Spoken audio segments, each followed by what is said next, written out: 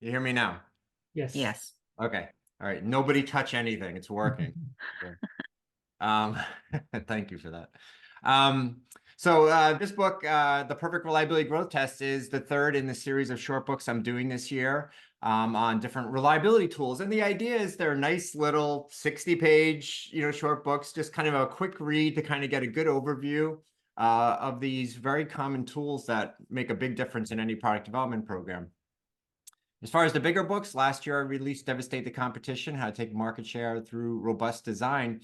And that book's about all the challenges and best approaches to ensuring that reliability stays connected to the program objective, the business objective, which is so important because we have to always show ROI for these tools, and it makes it much easier to have a big impact.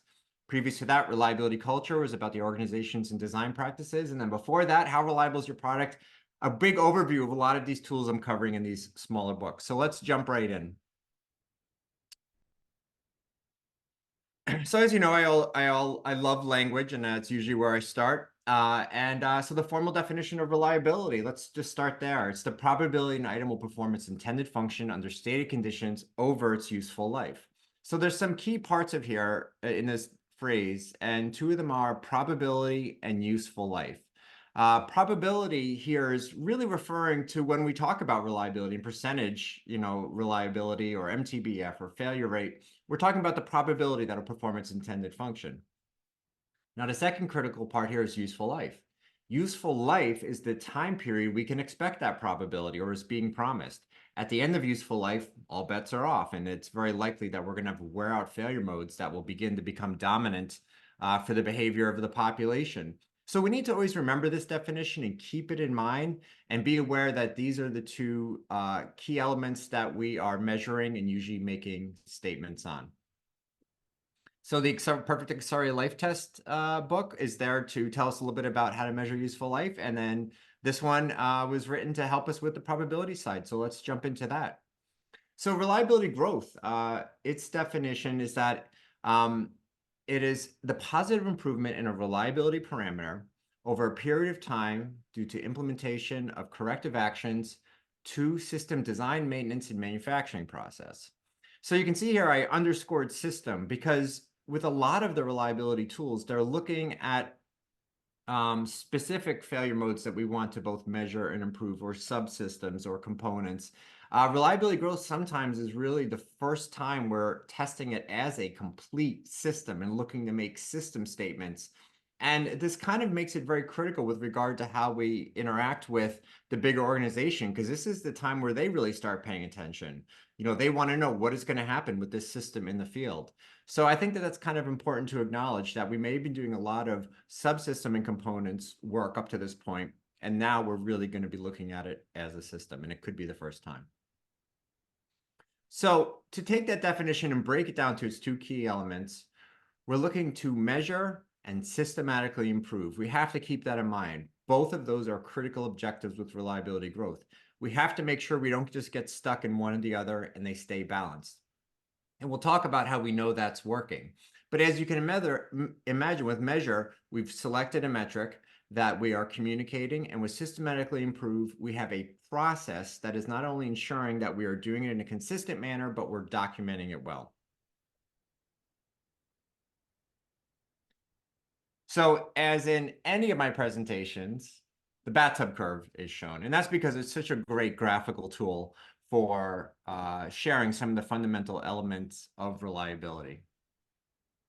Now, the bathtub curve is broken up into three significant parts. You have early life, use life, and end of life.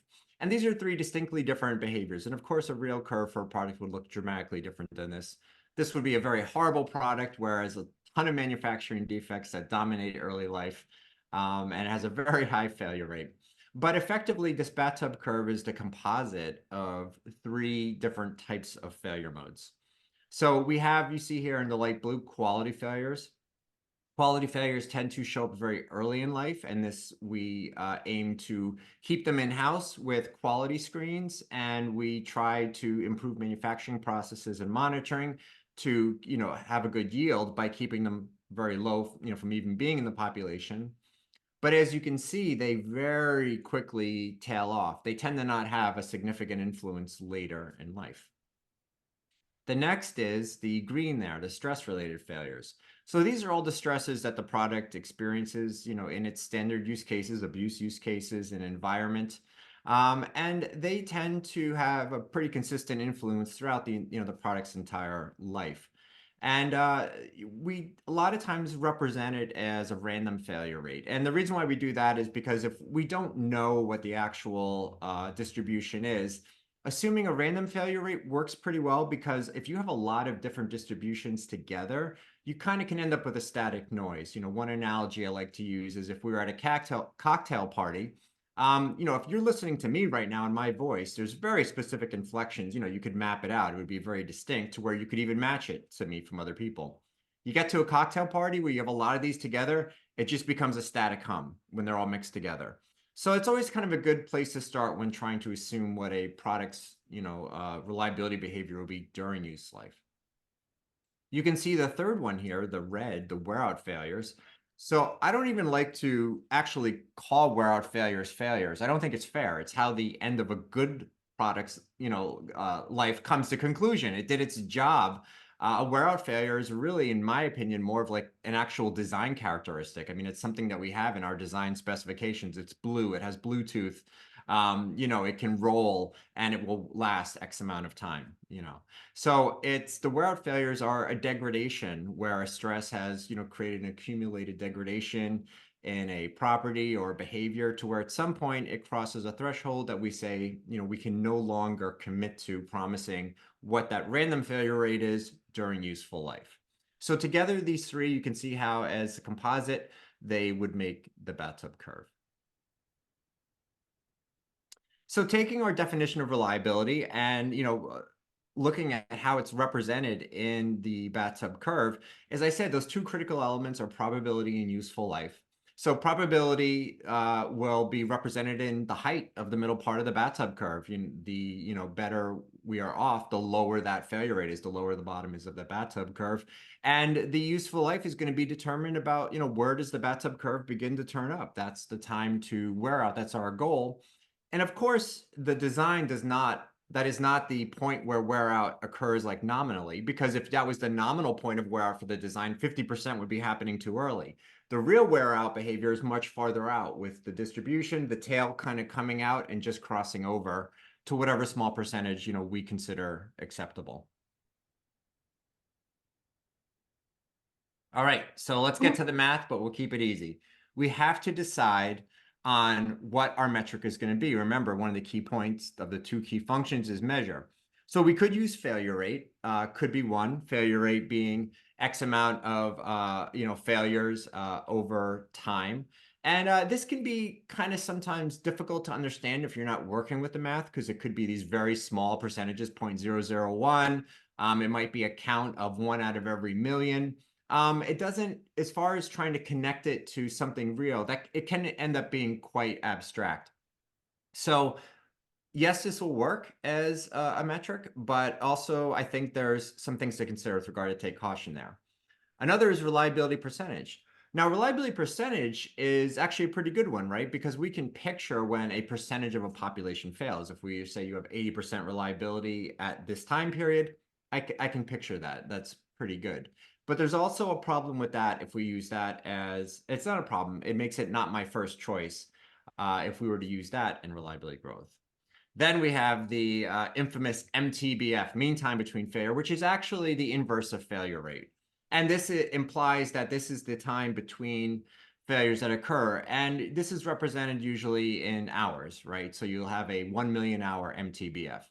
Now, the problem is that sounds like you don't have a failure till 1 million hours. If you ask an audience what MTBF means, you ask 5 people, you're going to get 5 different answers. And so to that point makes it not a good metric to use to communicate something as important as where are we with regard to the reliability of the system that we're going along these program phases and going to release. It creates a lot of confusion. So it is definitely low on my list of choices. My favorite, statistical confidence in our reliability statement. And the reason why I like this is because it is so intuitive to a broad audience, to an executive, to a technician, to the person who works at the front desk at the company. Within a few minutes, you could explain what this is, and they would be able to derive meaning from the numbers you'll report as you progress through the reliability growth program. So as my favorite one, I'm going to use that going forward to talk about our metrics for reliability growth. So if we were to plot percentage confidence as the program progressed, on the bottom axis, you would have time, and then you would have on the y-axis your percentage confidence. So what would these statements look like? So the percentage confidence it's almost a measurement of us. It's how confident are we from our program that this product is going to perform as we intend it to. So you'd be making statements. This chart would have a title of, this is the confidence statement in a 99.9% reliability. So our goal is to have a product that has 99.9% reliability during the flat part of that bathtub curve. That's our goal. That's what we're promising to our customers. So throughout the program, you would be making statements like this. We are currently demonstrating a 40% confidence in our reliability goal of 99.9%. So the cool thing here is, and this is why I don't like to talk about reliability percentage growing as our metric, is we're saying we have 40% confidence, which sounds horrible. But for where we are in the program, that actually could be great. Our goal at that point in the program and the timeline might have been 30%, to get us to our release confidence, which might be 80%. So this becomes very easy to understand because in confidence, it's not saying this is what we're measuring in the product and this is what it does, because it's not true. It's only how much we've measured. It's saying this is measuring of us, how much we've learned through our program. Now, of course, if you continue to do your program and the confidence doesn't increase, that's indicating that the product is very unlikely to be able to achieve the goal. But as long as the confidence is continuing to increase as you test, you haven't fully measured the capability of the design. So this is really great when communicating with anybody, and that's why it's my go-to. So measure and improve. I think that the interesting thing with the measure and improve is I find that it's a great way to talk about any reliability test. And a lot of times with my bathtub curve, I will show along the top this bar with a gradient of going from the objective being the measure to an objective being to improve. And I put the different tests on there. So you can see I have a few tests I've listed here, some of the common ones: HALT, HASS, stress margin, reliability growth, life cycle, and accelerated life testing. HALT testing is really, its objective is almost entirely to improve reliability. It really offers very little value in trying to measure reliability. And it very intentionally gives up its ability to measure so it can give you improvement feedback very fast. So what do I mean by improve? Improve to me means you are giving feedback to the designers, the engineers, on how to make this design more robust. And so this can be in creating failures that they can root cause and find observations of where stress to, failure modes, the margins are too small. And if we increase them, it'll be more robust. At the far other end of the scale, you have accelerated life testing.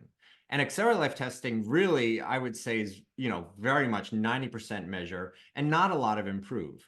Accelerated life testing looks to characterize that behavior of when do these degradation wear out failure modes happen. And so what you simply take as the output is the time to failure, and you use it in your statistical distributions. As far as if it falls short, does it help you with improve? Not really. I mean, usually if you find you're not achieving your goals, you pull out other tools out of the toolbox to begin to study the specifics of why these degradation failure modes are happening too early. The accelerated life test is really just there to measure. So right smack in the middle with the two objectives that we said, where reliability growth in its definition, its intent is to measure and systematically improve, is reliability growth. So it really is a 50-50, I find. Obviously with different programs, it might sway in different directions a little bit, but it really equally serves those two functions. And as far as overlaying on the bathtub curve where it's having an impact, it's in this central part. Now, this is also important to point out because we will actively, within a reliability growth program, if we are observing failures that we root cause as early life quality based or end of life wear out, we need to remove them from the data set. This is really critical and a very common mistake that is made. If you leave those in, you're going to be contaminating the calculations you're doing to determine your confidence in the reliability of that central part. So you can imagine that makes sense, right? If we're really looking to just characterize those stress-related failures, that green dotted line, you can imagine if you're including the red and the blue, that's going to dramatically move that green dotted line, right? You know, they're additive. So if you were not root causing out quality defects, you can see how the left side of that green line would end up rising up higher. And then with your assumption that it is flat, which is the assumption you're going in with when you do your math, now that whole line is higher and it's an incorrect measurement. So we really have to keep in mind this tool is looking to measure and improve just that middle part of the bathtub curve. So where do we start with this? We start with the team. One of the key elements for reliability growth is that we have a diverse skill set a part of our reliability growth team. And these are people who are dedicated to this entire process. They can't just be visitors. Their management has to very clearly set aside time for them to dedicate this, a certain percentage of their time. But the truth of the matter is, it's not something that is taking away from them doing other core work that's important. This is really should be, when it's done right, helping them do something they're responsible for anyway in a better way. Because if we're looking to measure and improve, a performance factor that they're responsible for, we're taking it and putting it in a system that's much more efficient. This is something they would be doing on their own in kind of a haphazard way and engaging with people and duplicate effort and missing things falling through the cracks. So if we really can educate people, which is why this book is important, you can give it to people who aren't involved in it and they can understand. Because if they can understand how this helps make the process that they're already doing more efficient, it's not something that there's going to be resistance in allocating time to. So this team should include as many skill sets as possible, but really at a minimum, you have to have a mechanical engineering represented, electrical, software. You should have final tests, somebody who sees it in these stages of being completed and implemented, where a lot of things show up. You have to have manufacturing involved because we need to understand how manufacturing is affecting those, how it can affect midlife failures, and which of the failures we're observing are truly just failures that should be associated to quality and addressed that way. So the team is the foundation, and that has to be very well established in advance. So now once we have the team, what are the methods? What's the method that we're going to do? Well, we want to run the system in its normal operating mode. Now, normal operating mode is a vague statement. We have to be very specific. So what that means is we need to create a use case, what I call the reliability growth use case, that we ensure is how the systems, all the test units are being run. A lot of times this can be a composite use case. It may not even be a real use case. It might be a use case that combines a lot of the key stresses from the other use cases that we commonly use in the field. But what is critical is that we're consistent. Whatever this use case is, this is the way all the systems are run. That's so important because we are combining all this data to make statements. And if one system is being run in very harsh conditions and one's in minor conditions, or one has stresses that aren't necessarily really part of the use case we want to make a statement on, that's not going to work. We have to remember the statement we're making is about what's going to happen in the future in the field. That means whatever use case we're running is what we're making a statement on. So it should be meaningful to what we believe the customer is going to experience. A great indicator that a reliability growth program wasn't a success is stating a high confidence and a reliability, and it goes out in the field and it doesn't achieve anywhere near that. That means we made some pretty big mistakes, and one of them can be simply having not had a good or consistent use case in the reliability growth program. We have to make sure we're logging and interpreting the failures correctly. This means we have to have really good data control, and we have to have systems in place to ensure the information is coming back to us. In some cases, the reliability growth program extends beyond our lab and where we're testing. It can be in the field trials. It can be actually after release, we're continuing to bring information back.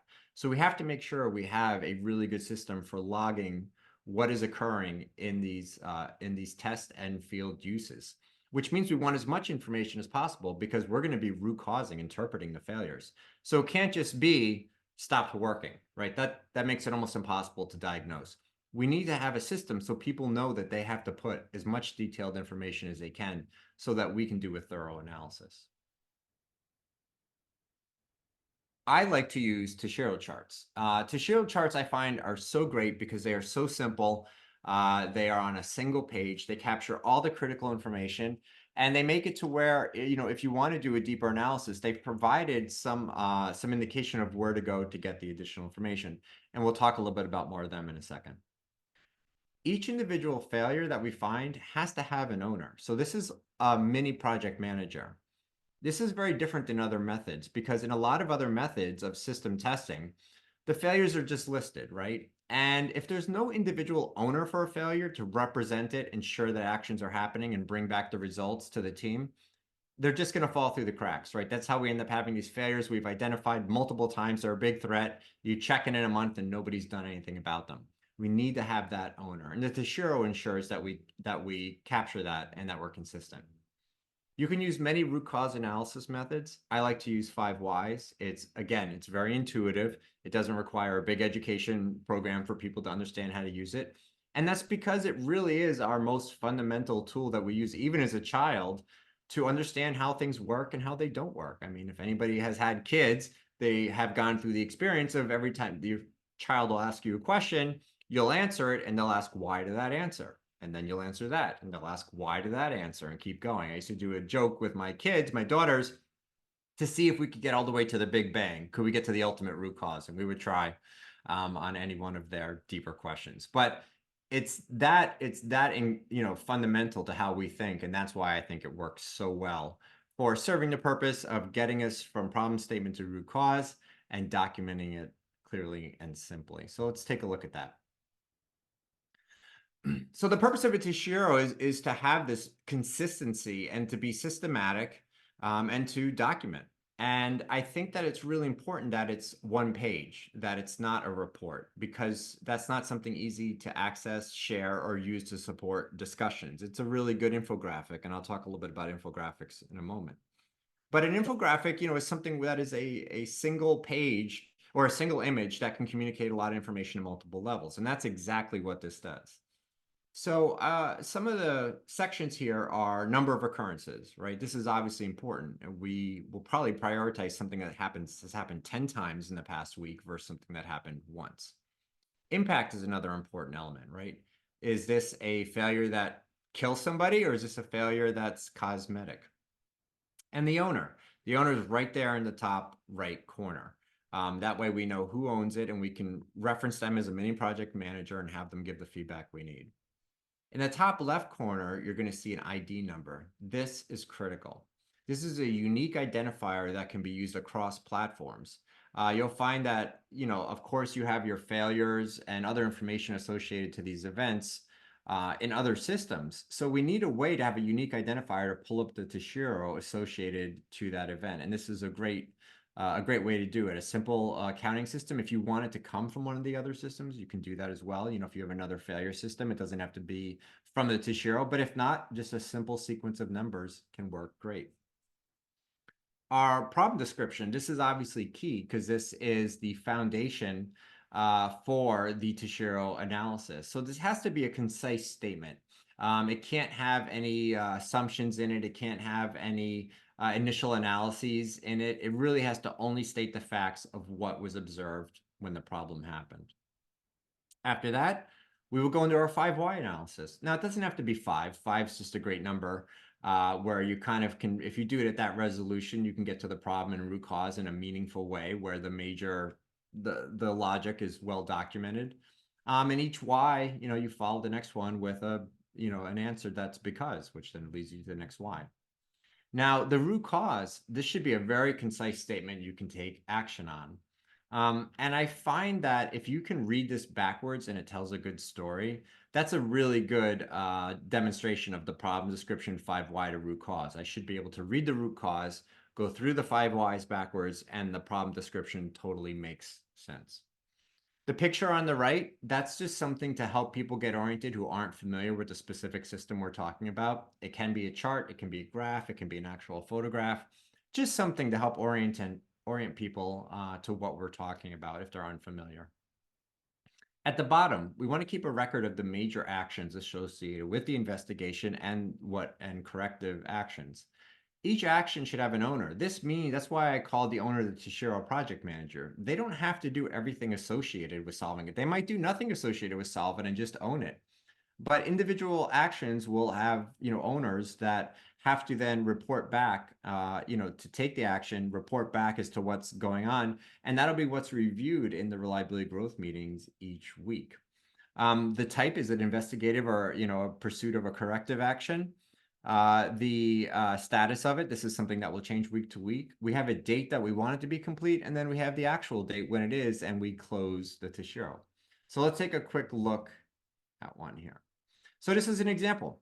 And in this case, this occurred 25 times at an impact level of 3 out of our scale of 1 to 5. We have an engineer who owns it at the top. And our problem description is the administrative set valve does not close. And so why? The solenoid did not actuate. Why did that happen? The coil shorted. Why did that happen? The solenoid overheated. Why did that happen? The enclosure temperature and duty cycle were too high. Why did that happen? The usage profile was still not known when the solenoid was selected. So the root cause in this case is the solenoid is being used outside of its recommended temp and duty cycle specifications. So the wrong part was selected. So that's a very clear story. And if you read it backwards, it makes total sense. The solenoid is being used outside of its recommended temp and duty cycle specifications, which gave it a profile that was not appropriate, which then the duty cycle was too high and the enclosure temperature environment drove a solenoid overheat that made the coil short, and the solenoid did not actuate, and that's why the administration valve didn't close. So a clear story going back. It's a nice little test.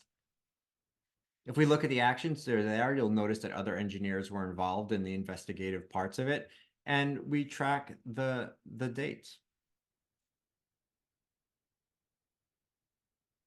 So I'm just do a little side note here about infographics, because I think that with something like reliability growth, having really good graphics are key, because again, this is going to a broad audience. Part of our audience here can be the executive staff who are trying to make decisions about how is the program progressing. I mean, they get a lot of updates on how's the functionality as you're inventing the design and trying to get it to work. But they also need to know how reliable, how robust are these new features and functions that we're getting. So that's a broad audience. And I think, like I said, infographic is a great way to do it. So let's just take a moment to talk about it. But really, in its simplest form, it's leveraging the principle of a picture is 1,000 words. And you can have a lot of layers of information with an infographic. An infographic can be simple. It can be something like a Toshiro with a Pareto, right? So here's a Pareto chart of our 5 top defects that are occurring. For the top 2, we can actually put in information to support a discussion. We throw Paretos all the time in meetings, but on their own, they're not offering a lot other than saying these are the problem children. You can add just a few other things to support discussions to a deeper level. Of course, whoever you're showing this to is going to want to know why is the red one so high. So if we have Toshiro work associated with pursuing it, why not share the Toshiro right there? That's a great infographic that can give you multiple levels of detail to go down as far as they want to. For that second one, it could be simply showing some statistical analysis comparing where we are versus where we want to be, and use that as a talking point to help us understand what we're looking to do is change a behavior and type of failure mode. So this is a very simple infographic, but you can see how much more powerful it is than just throwing up a Pareto. And it's really acknowledging that there's a broad audience. There might be people who only care about the Pareto, a CEO, a CTO. All they're going to care about is what are the top 2? And then they're going to know, like, are you doing something about it? Yes or no? Okay, move on. But if somebody wants to dive deeper, here's the info. You're not pulling up another slide. You're not pulling up a report. You're not holding everybody up while you're trying to find something. The info is right there. Infographics can also be extremely complex. You can see I like this one so much, it's actually behind me. Because I'm such a big fan of infographics, I keep that behind me. So in Zoom meetings, if other people recognize it and they want to talk about infographics, I can pull them out of the crowd. This one was created in 1869 by Charles Menard, and it's covering Napoleon's Russian campaign in 1812, which was a epic disaster. Now, this is in French. There's no legend describing what all these features are in this drawing. But if you look at it, you can pretty quickly decipher a lot from it. So let's just take a quick look and look at some of the main features that are shown here. And you know that they're all important. The first is there's two colored lines. There's tan and there's black. The second is the width of them keeps changing. And then we notice there's a number next to each width. So this width is indicative of something. We see that there's smooth sections and there's also notches in parts of it where the width increases at one moment. We see that it splits, there's parts that split off, and we see that the decreasing level goes in the tan line this way and the black one this way. And then we notice that they bothered to put temperature on here, degrees. So what's going on here? What are some things that we can extrapolate? Well, we know this is a military march, and we see these numbers, and we know it was a disaster. So these are very likely the number of troops that are involved in the campaign. We know that, in this case, that it was a disaster, that also the population declined. So it seems very likely this is going out and this is coming back. And then the fact that temperature's on here, to me, indicates that temperature probably was a significant factor in telling the story. You also notice they put in a few geographic things. This is the name of a river that they crossed. So let's take a look then. All right, so that's clearly was a disaster. The first thing we can take away from it is, holy crap, he went in with 422,000 troops and came out with 10,000. You could just walk away and be like, okay, this was horrendous. But then if we want to support the discussion and try to diagnose it further, there's a lot of information here. So I would say these notches where you're not in geography moving are battles, right? They were in a stationary point, and when they progressed past it, they'd lost a lot of troops. So these are battles that are going on. But then strangely enough, all of a sudden, there's no battles. There's no battles going through all of this, which is really odd. What happened there? Why were there no more battles? Well, if you begin to investigate what occurred, this was the point where the Russians, they're defending the invasion. They decided that Napoleon's army was far too strong and capable, and changed their strategy to slash and burn, and to do a retreat and slash and burn to try to continue to draw Napoleon into Russia, but without resource. So get them farther and farther from their origins and their supply chains. So they went back and they burned down every town, had every single person flee, and they got rid of every resource and rolled back. Now, of course, seeing the temperature here, we realized they actually were using the Russian winter as a weapon. They knew that Napoleon's army thought this was going to be so quick that they didn't need heavy winter gear. And the Russians knew that, you had to have earned the right to make it through a Russian winter. So what they were doing was letting winter kill them. And you can see here at 175, and you can see here they're at 127, and there wasn't a single battle. They're just dying off from the journey. Another thing that's interesting and strange, they get to Moscow, and there's no loss of troops, and they leave. There was no fight in Moscow. The Russians had actually evacuated Moscow entirely. There was nobody there, and they took all the supplies. So now Napoleon, what is he going to do? He's got all these troops that are starving and they're freezing, and there's nobody here. There's nobody to conquer, and there's no way to refresh themselves. So what do? You go back home. But this is where it gets really ugly, because now we're deep in the winter. And you can see here that you have clearly these moments where you lose a lot of troops. I mean, look at here. He marks -9 degrees, and you see they go from 55,000 to 37,000 in one night. You look at this part back here. So these troops clearly broke off and came back and joined them. And he marked a river here. Why did they mark a river? Well, holy camole, look at this. They went from 50,000 to 25,000 just crossing that one river. That river ate half of them, 50%. And then continued back. So you can see you could support a very long, detailed discussion from just one image. So it's a lot of power and why I encourage people to take time to just kind of make some good graphics that communicate what we need. So let's take a look at a graphic that for reliability growth that I feel is a great basic one for communicating what is occurring. There's a couple things here. You'll see that along the bottom, I have the program timeline and have marked off the major program phases. On the left is the statistical confidence that I talked about. So at the top of this would be, this chart is our statistical confidence and our 99.9% reliability goal. So what's interesting here is I also marked off these yellow lines, which are showing 3 goals. One is our final goal at release. It looks like we want an 80% confidence at release, which is very high. 100% confidence means you'd never release a single product and you tested them all yourselves to full life. So 80% is pretty tremendous if you can get that kind of confidence from your statistical analysis. But we don't just want to measure it then because that's too late to take action. So we've set some interim goals that help us know we're on the right trajectory. I have a goal called P1 for phase one. We want to be at 28%. I have a goal at P2. We want to be at 65%. So this green line is our goal at any given point in time in the program. We want to be at this green line. Now, this creates a great kind of high level, go, no go kind of situation where an executive can see this and say, are you above the green line or below it? If you're above it, great, move on, next topic. We don't have to talk about reliability growth. Everything's going well. If we're below it, then the question is, why are we below? What's going on? How do we address this?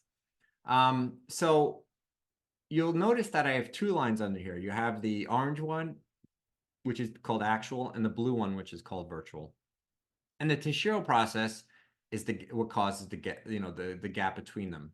So the actual is our actual data set that we're recording. Now you have to remember, we're getting tons of failures. This is a new design that we are spending a lot of time identifying failures and improving it. So if you look at the raw data set, it's never going to show well, right? We have this long legacy of failures, but we're fixing them. So that's not what we want to make decisions on. We're trying to make a prediction about what's going to happen to the final product. The final product has all the failures all the failures that we have found and corrected, has those corrections in it. So that's why we have the second line, the virtual line. And the virtual line is the line with all the failures that we have solved, Tashiros we've closed, removed from the data set. So this is what we want to be making a statement on. So we are looking to compare through this process the spacing between the green line and blue line. And we can get to a point where we choose to reset and see if all these fixes that we believe have corrected the issues we observed truly correct all those issues.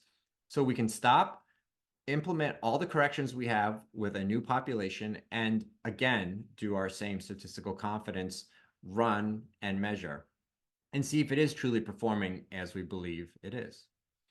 But of course, you can make these graphs any way you want with any level of complexity.